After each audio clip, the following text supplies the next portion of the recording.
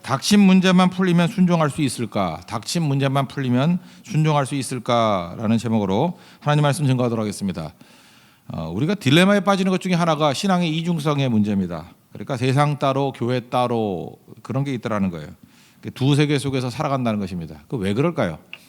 우리가 납득, 이해, 공감 이 얘기를 했는데 납득, 이해, 공감이 다르기 때문에 그렇습니다. 세상에서 납득, 이해, 공감하는 것과 또 교회에 와서도 또 납득, 이해, 공감하는 그 세계가 원리가 좀 다르다는 것입니다.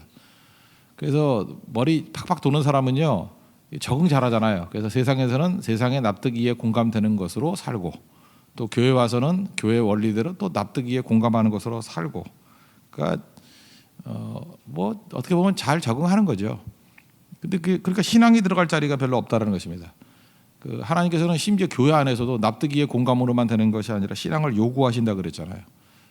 그래서 우리가 언제 순종할 것인가? 그러면 또 우리는 또 이걸 또 변명을 된다고요.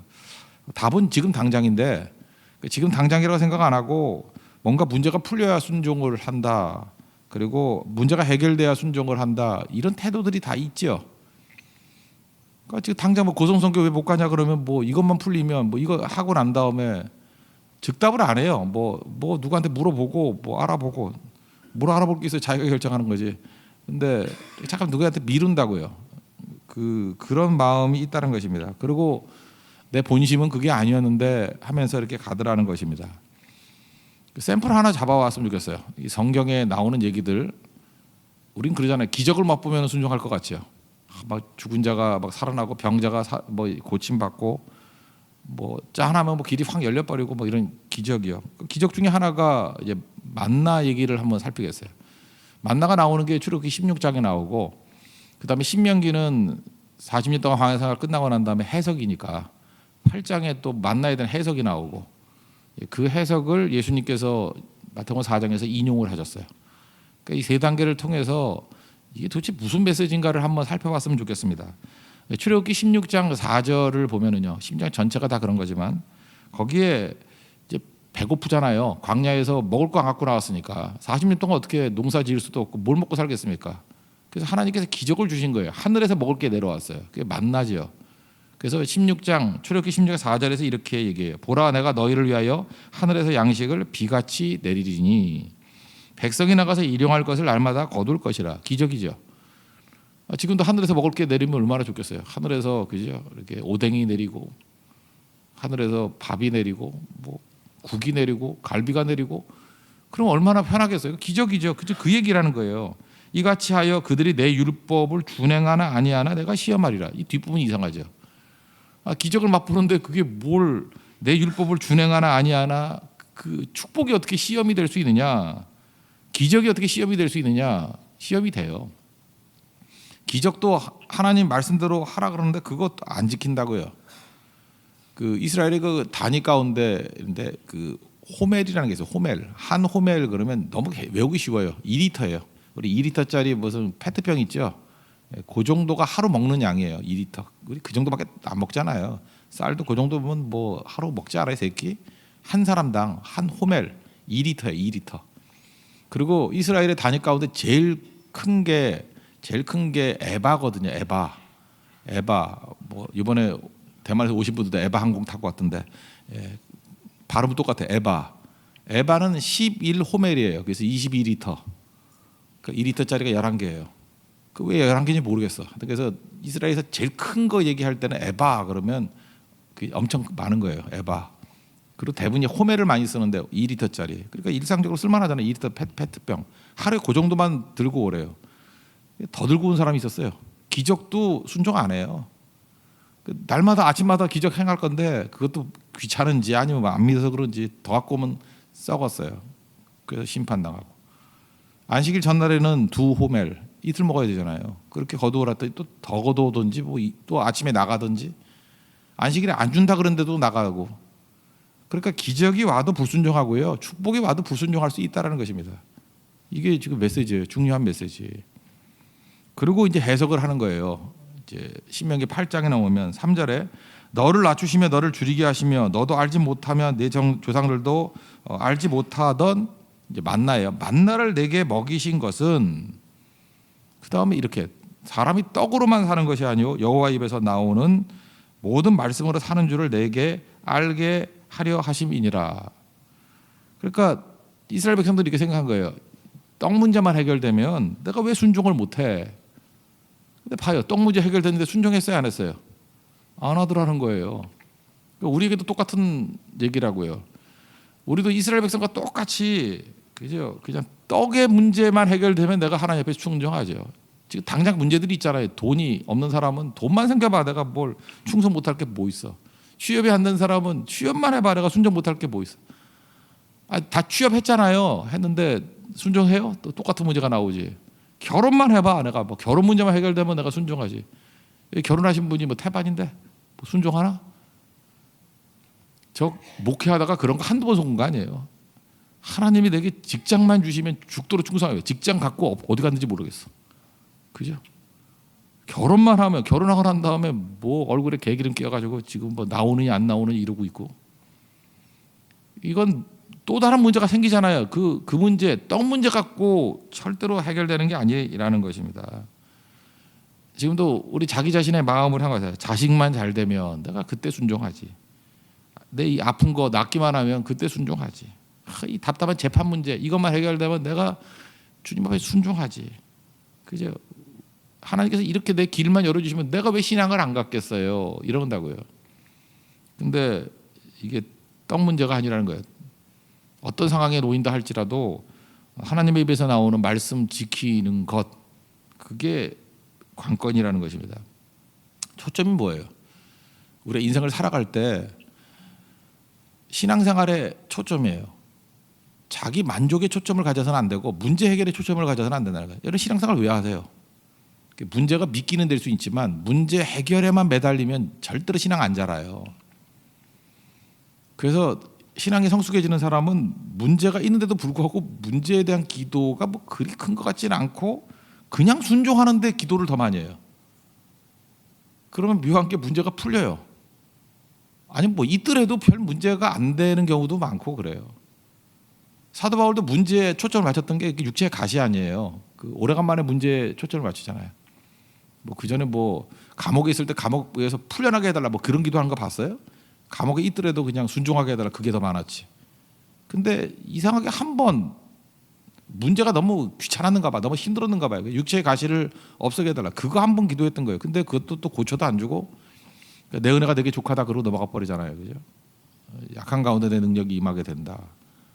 그러니까 우리에게 보여주는 게 그거예요. 문제 해결형의 신앙을 가지면 그건 시험에 빠지는 거예요. 그냥 결혼 안 하면 안 하는 대로, 취업이 없으면 없는 대로, 뭐 병이 있으면 병이 든 대로, 문제가 있으면 문제가 있는 대로 순종을 즉각 해야 된다는 거예요. 그거를 보여주는 케이스가 인용이 예수님이에요. 마태복음 4장에 넘어오니까 예수님이 시험 받으러 광야로 가셨습니다. 40일 동안 굶주렸다는 거는 금식하셨다는 거는 그 필요에 있어서는 뭐 극단의 상태에 놓인 거 아니고요. 40일 굶으면 뭐 배고프죠. 그때 마귀가 시험을 할 때 딱 이렇게 시험하는 거예요. 돌로 떡 만들어 먹어라. 시험이 뭐예요? 문제 해결이죠. 배고프니까 돌로 떡 만들어 먹어라. 예수님께서 문제 해결에 초점 맞추지 아니하시고 이때 신명기 8장의 말씀을 인용하신 거예요. 사람이 떡 문제, 떡으로 문제 해결로 해결되는 거 아니야. 떡으로 사는 거 아니야. 떡 문제가 떡 해결된다고 문제 해결되는 게 아니야. 이 순간에도 하나님에서 나오는 말씀에 순종하는 것으로 살 것이다. 그러니까 예수님이 보여주셨죠. 최악의 상황, 그때 문제 해결이 전혀 안 되는 극단의 상황에서도 말씀 붙드는 모습을 보여줬다는 것입니다. 그러니까 우리도 마찬가지죠. 어려울 때 순종하면요, 풍성할 때도 순종할 수 있어요. 또 반대로 풍족할 때 순종할 수 있으면 어려울 때도 순종할 수 있어요. 그러니까 이제 목회의 감을 알겠죠. 신앙의 감을. 그 조건과 상황 볼 것도 없어요. 그냥 순종하는 사람은 순종하는 거고 아닌 사람은 안 하는 거고. 선교도 시간 많아야 선교하나요? 시간 없어도 선교하는 사람이 있고요. 시간 많아도 안 가는 사람이 있고요. 돈 없어도 못 가요? 돈이 썩어지게 많아도 안 가는 사람이 있고요. 돈 하나도 없는데 어떻게 꾸역꾸역 그냥 뭐 가게 되는 사람이 있어요. 그죠? 순종은 조건보다 더 상위 개념이라는 거예요. 예수님께서 우리에게 그거를 보여주고 있다는 것입니다. 누가복음 5장에 나오는 것도 마찬가지잖아요. 말씀에 의지하여 내가 그물을 내리이다. 뭐 환경 변한 게 뭐가 있어요? 그대로잖아요. 그대로. 근데 믿음은 신앙을 요구하셨을 때 도약하는 거예요. 점핑하는 거라고. 그래서 말씀 의지해서 그냥 해버리잖아요. 그럴 때 기적의 능력이 나타나게 되더라는 거예요. 가나온인 잔치도 마찬가지고요. 말씀하신 그대로 하라. 이게 무슨 납득이에 이게 공감될 게 뭐가 있어요? 근데 그냥 해버리잖아요. 그러니까 신앙 행위가 중요하다는 거예요. 신앙 행위라는 거는 축복의 때도 그냥 해버리는 거예요. 그 아브라함도 풍성할 때 순종했잖아요. 그죠? 그 뭐 양 떼 많을 때도 순종했잖아요. 요셉도 잘 될 때도 순종했잖아요. 총리 때도 순종했잖아요. 언제 그걸 할 수 있죠? 힘들 때 순종하니까 그렇게 되는 거고 또 어려울 때도 순종하잖아요. 그러니까 우린 조건 하는데 조건과 환경이 그리 순종에 영향을 미치는 게 아니다라고 하는 것이 만나 사건을 통해서 출애굽기 16장, 신명기 8장, 마태복음 4장에서 증명하고 있다라는 것입니다. 그러니까 이 핵심은 뭐예요? 초점 잘 잡으라는 거예요. 지금도 내 태도가 이 문제만 해결되면 이것만 풀리면 그러면 하겠지요라고 하는 것이 광야에서 망했던 자들과 똑같은 길을 걷고 있다라는 거예요. 좀 보고 알라는 거예요. 그 불순종해가지고 광야에서 40년 동안에 1세대 다 죽었습니다. 참 한번 생각을 해보세요. 그들이 만나 먹고 죽었어요. 만나 먹으면서 죽었어요. 만나가 기적이잖아요. 날마다 기적을 맛보면서 죽었어요. 날마다 축복을 맛보면서 죽었어요. 우리가 하나님께서 공급하시는 은혜와 축복으로 살아가지요. 그래도 믿음 더럽게 살 수 있어요. 진짜. 그냥 하나님께서 다 공급해 주시는 거 그건 알면서도 믿음 없이 살 수 있다니까요. 광야에 죽은 사람들의 특징이에요. 반면에 아무것도 없어도 그냥 믿음의 순종이 있으면은 산다는 것입니다. 그래서 믿음이 성숙되면요 조건에 대해서 별 관심을 안 가져요. 가난한 성도가 모여도 하나님 할 일 다 하고요. 부유한 성도가 있어도 또 부유한 대로 순종해서 또 일 다 해요. 건강한 사람을 통해서도 일을 하지만 병든 사람을 통해서도 일을 해요. 이번에 대만의 여러 교회들 가보니까 뭐 이렇게 아이들 데리고도 일 다 하던데. 그죠? 또 그다음에 연세 드신 뭐 할아버지 할머니들 데리고도 일 다 하던데요. 조건하고 관계없다라는 거죠. 떡으로만 사는 거 아니에요. 떡 문제 해결된다고 되는 게 아니고 말씀에 순종할 때 하나님에서 나오는 모든 말씀으로 살 것이라. 말씀 의지에 살아갈 때 능력이 나타난다는 것입니다. 그러므로 질문, 언제 순종할 수 있습니까? 지금 당장. 어디에 초점을 맞춰야 됩니까? 문제 해결이 아니라 말씀 순종에 초점을 맞추면 이게 뭐 마태복음 6장의 말씀 아니에요. 그의 나라 그의 일을 먼저 구하라고. 조건 떡 문제 흔들리지 말라고. 그러면 이 모든 것을 너에게 더하시리라. 만나 먹으면서도 그걸 못 믿어요. 만나 먹으면서도 문제 그래. 자기 먹는 문제 근본적인 문제 아니에요. 기적으로 해결해 주셨잖아요. 그러면 그런 문제가 한두 개겠냐고. 그러면 기적 한 10가지 기적 해주면 믿을까요? 그럼 또 부족한 게 또 있잖아. 그래도 안 믿어요. 백날 기적을 봐도 안 믿는다니까요. 기적 없어도 말씀 듣고 순종하면 그때부터 그 사람은 믿음이 생기는 거고 거기서부터 일들이 나타나기 시작한다는 것입니다. 핵심, 믿음의 사람 되십시오. 신앙생활 하세요. 신앙생활. 납득, 이해, 공감 거기에 흔들리는 거 그거는 나를 믿는 거거든요. 나를 믿는 거. 그거는 윤리를 믿는 거고 진짜 신앙은 뭐냐 하면 납득, 이해, 공감이 안 된다 할지라도 말씀에 의지해서 따라가는 거. 내가 아무리 절박한 상황에 놓인다 할지라도 떡 문제 해결의 육무에 관계없이 하나님의 입에서 나오는 모든 말씀대로 순종하며 살아가는 것. 그게 믿음의 행위라는 거예요. 예수님이 그걸 보여주고 있어요.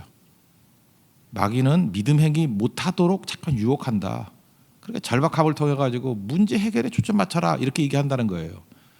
그거는 시험이고요. 떡 문제가 아니야. 하나님에서 나오는 모든 말씀으로 살 것이야 라고 하는 신명기 8장의 해석을 사셨잖아요. 예수님께서 신앙생활 하셨잖아요. 그랬더니 이겼죠. 그럼 무슨 얘기예요? 우리도 그렇게 하라는 거죠. 신앙생활 하십시오. 승리합니다. 하나님께서 우리를 통해서 놀라운 일을 이루실 것입니다. 예, 자리에서 일어나겠습니다. 채워주셔서 찬양하겠습니다. 지금 이곳에 임하소서. 흔들리지 않는 믿음으로 나가기를 원합니다.